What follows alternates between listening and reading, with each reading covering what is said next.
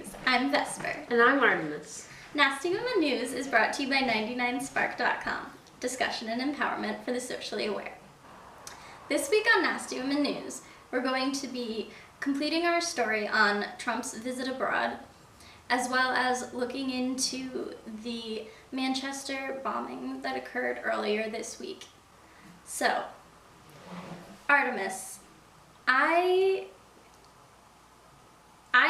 for one think any sort of bombing or attack of that nature has two sets of victims.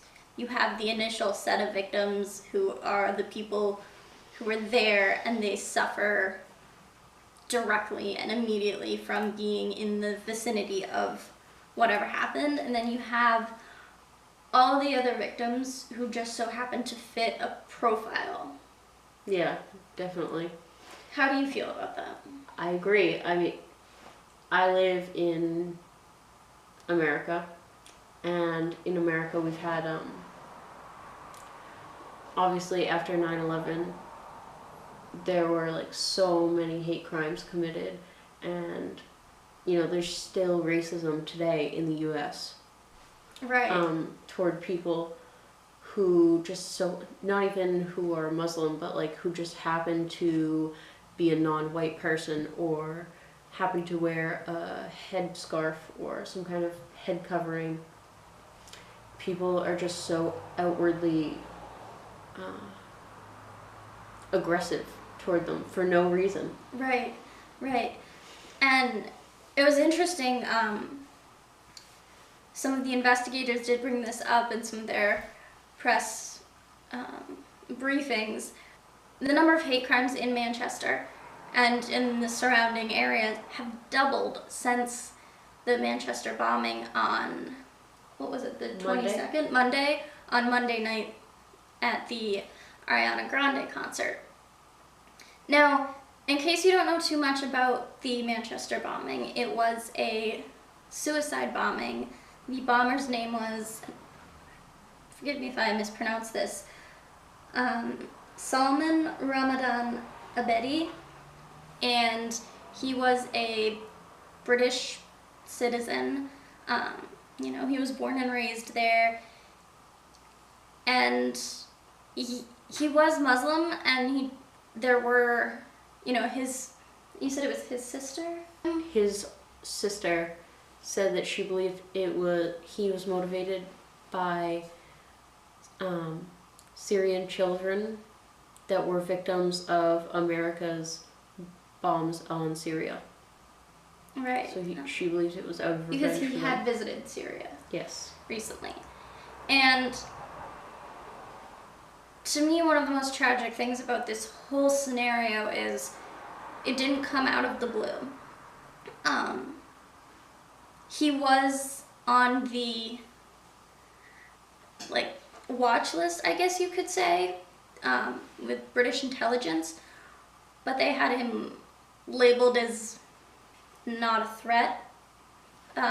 Also, his extremist ideas had been reported to the authorities by numerous different people. I think it was about 5 times he was reported, and they didn't do anything about it, or clearly nothing substantial was done. Obviously it wasn't comprehensive enough to prevent this massive loss of life.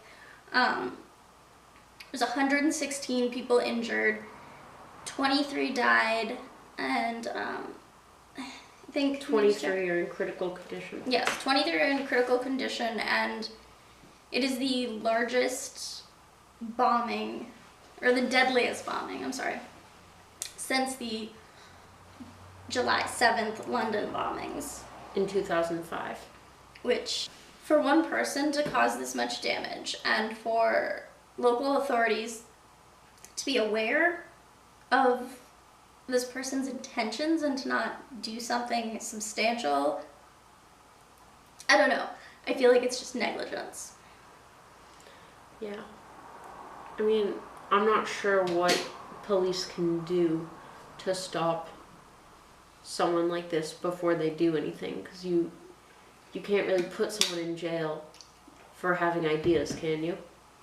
If there's no proof that he's going to act on it, what can they actually do? I mean, I know in the United States they can't. Yeah, I don't know how. Technically put you in jail for ideas, but if they get a warrant to search your house and then at your house they find certain evidence, they can then hold you for a certain period of time until they gather more evidence. It's very situational. But I do know that that's a thing that happens a lot in the US, so I don't know if there's something similar in Britain that they could have done, maybe get some sort of warrant to go into this person's place of residence, look and see, are there components there for a suicide bomb to be made? What kind of paraphernalia is in there? Just things that would indicate some sort of planning or some sort of motive, because, planning to commit a crime like this is a crime itself. That's true. That is a crime. So, there's that. So, on another sad note, there was intelligence shared between the British and the American administrations, I guess you could say. Yes. And on the American end, there was a leak of this confidential information in regards to the investigation of this bombing. And, well, I mean, Britain's furious about this leak on the US end. I mean, it doesn't look very good for the US as is with our current president. And then on top of that, the fact... You had to pause before you could say that. Yeah, I was thinking of a different word, but I guess president works here. I guess. Yeah. It doesn't look very good for the US having Donald Trump in the White House, because he's always going off and doing dumb shit that a president shouldn't do. You mean stuff, in case we have younger children and families watching. I doubt it, but okay. You never know. Educate your children early on about the importance of knowing things. It's not for me. For Donald Trump. Like with Russia. Yeah. The leaks that he had, he claimed they weren't leaks because it was just, It just makes it look like Donald Trump has no control over the country. Not that he should have, complete control like a dictator or whatever, but it's just, ever since he became president, it's just like... It's a breakdown of discipline, is what it is. This is what it looks like. This is what the White House is. It's just, all over the place. That's actually what the British intelligence agencies called it. They said they were completely horrified at the breakdown of discipline in the U.S. administration and the lack of security in regards to information sharing between two allies. Which, they have every right to be upset about that, because that is something that should not have happened. Yeah. And it did. And it's a pattern we're seeing with our new administration. They just don't seem to care about confidentiality or security, or... They can't really get it together. Yeah. Which is concerning. Especially when you have someone like Donald Trump in the position that he's in, because he's a complete firecracker. You never know which way he's going to go off. Exactly. On the campaign trail, for example, we talked about this last week, he was blaming the Saudi Arabian government for 9/11. Now he's sword dancing with them. Oh yeah, he's sword dancing with them now. Which is a great segue into... That's her little sword dance. It looked just like this. I nailed it. Okay. Awkwardness and all. That's a great segue into our little conversation on Trump's trip abroad. So, after Donald Trump went to Saudi Arabia, obviously he took part in this awkward little sword dance that Artemis Horrendous. very Absolutely terrible. wonderfully I see it in my dreams. executed for us. But he also went to visit the Vatican, and he visited with the Pope, which was another very awkward meeting because No. the Pope doesn't really approve of anything Donald Trump's ever done in terms of like I love his campaign and what he said and about how Donald Trump's gonna go and build a wall, and the Pope was like outwardly saying that's very unchristian. that's not Christian. Good Exactly. Christians don't build walls. We build bridges. Don't build here. walls. So these are two men that ideology, Could not be further apart.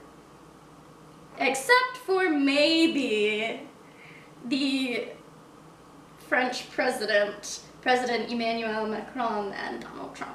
Oh, that was another splendid. I feel like Donald Trump's whole like trip abroad has just been one awkward, horrible thing after another. Oh yes, It's just been a roller coaster to see. it's It's if you haven't seen it yet, just Google it. It's so funny. yes. I was like in tears laughing earlier, but But also, like, with the French president, Donald Trump actively endorsed the French president's opponent. yeah, I saw a video about it. She seemed okay on the surface, but she was like French Donald Trump.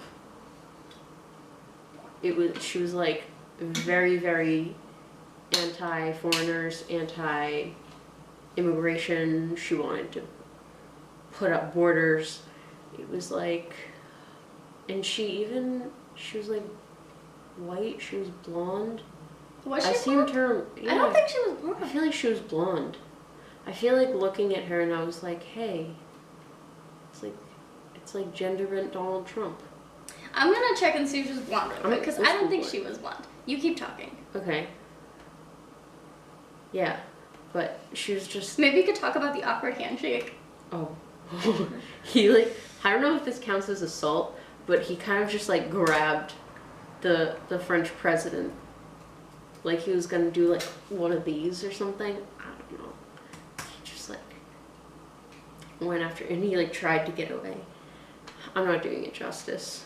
It's like just. Good. Oh, you're right. Yeah, she see? was blonde. Yeah, she looks like a female Donald Trump. Maybe we'll try and like stick a photo. Yeah, we in should here. put like a photo of her and then a photo of Donald Trump and be like, hey! Yeah, her grandfather, or maybe it was her father. It was either her. No, I think it was her father. He was the starter of a white supremacy organization in France. Really? As a matter of fact, yeah. That's fascinating. It is. Yeah. Terrifying. She was actually trying to fascinating. distance herself from him. Well, I mean, if you're running for president, Yeah. you kind of want to. I mean, it's funny because she's a lot like Donald Trump because she has some of those ideologies, but she was really trying to like distance herself, which at first made me think that she was like, oh, okay. She's a woman. She's running for president. She's denouncing her father's white supremacy organization. What's not to like? And then I listened to her speak, and I was like, oh, that. Everything she says. Oh, would you look at that? She's not distancing herself because she doesn't share those ideologies. She's distancing herself because it's bad press. Yeah, pretty much. Do you know how I feel about doing something just for press? You should be doing something because it's the right thing to do, not because it looks like it's the right thing to do. Yes, sir. Okay then. Not sure what that was. That's a new one. You know what? We should really share this with you guys because this is something that I didn't think Donald Trump was capable of doing. Oh, Actually talking about facts. that's true. No, he did it in a very awkward and some would say crass manner. Yeah. But he, As is his style. yeah. But he did bring up some really good factual things when he was giving a speech in Brussels, I believe, during his trip. And it was a speech regarding the NATO Funding. the NATO Terrorism. counterterrorism fund. And he had mentioned that 23 out of the 28 states that had, signed on to contribute 2% of their GOP to the fund had not done that, and one of the only 5 states that had religiously been contributing their full 2% the past couple of years was the United States, and how that's not okay, and it does endanger the citizens of the United States and the citizens of these other states who are pulling their full weight. And it was really refreshing to hear him say something true and something factual and something that a lot of, his predecessors had also brought up. Barack Obama brought it up. I'm sure it is something that is touchy to talk about, but I feel like with Trump, he just doesn't care about anyone's feelings, so he doesn't care about bringing it up, which usually is awful, and usually turns out negatively because he says something highly offensive. But in this case, and it's also just needlessly offensive. Like, you don't have to be rude to people. I mean, you don't have to sugarcoat everything, but you also don't have to be unkind. Right. And that's the thing that I don't think people understand, is that, like, there's a difference between doing what's right and censoring the world to not offend people.